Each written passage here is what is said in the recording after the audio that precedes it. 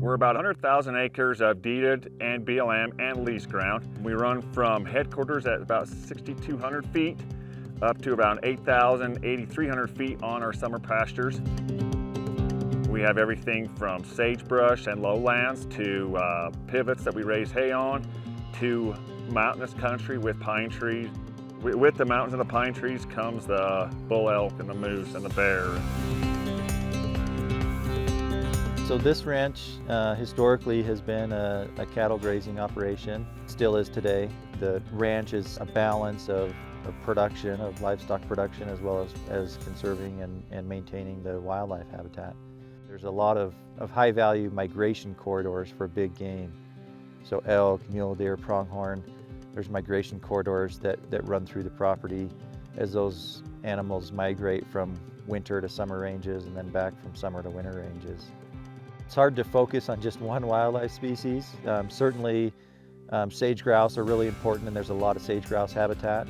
I bet you on an average day when we're out horseback in June and July, we're probably seeing 70 to 80 a day, I'm guessing. We have flecking and summer brood-rearing habitat, some nice wet meadows where the sage-grouse will congregate in kind of the late summer, as well as even most years, even winter range down in the lower country. So this is a remote camera that we have deployed on this property. And the idea behind these remote cameras is just to collect data while we're not here. We use these kind of scattered across the property to get a good idea of what kind of critters, what kind of wildlife species are found here. They're really good for finding some of the more cryptic species, cougars, bears, species like that we don't typically see that many of. On this property, we've been collecting, kind of baseline data on the vegetation, on the wildlife species, on the use patterns, and looking for opportunities to improve the habitat. It's in really good condition right now, so a lot of that is just preservation and maintenance. But there's some areas where we could do some actions that will help on the ground. Some sagebrush treatments, for example, where we could treat some sagebrush to get diversity of age class in some of those sagebrush stands. There's some areas where conifers are encroaching into the aspen stands, and eventually we'll push those aspens out. So there's some opportunities there where we can treat some conifers to kind of restore those aspen stands. Another unique thing about this property is all the water. Lots of springs on the mountainous parts. They're all springs on the top end, and then as you get to the bottom on both sides, east and the west side of the ranch, we have the Smith's Fork on the west, and on the east side is the Hams Fork.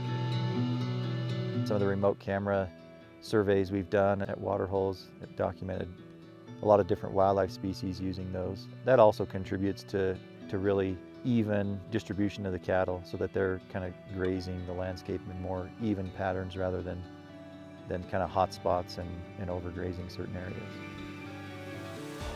And what I've found out over the years of doing this is, a guy can get by with putting more cattle on, and they'll never know.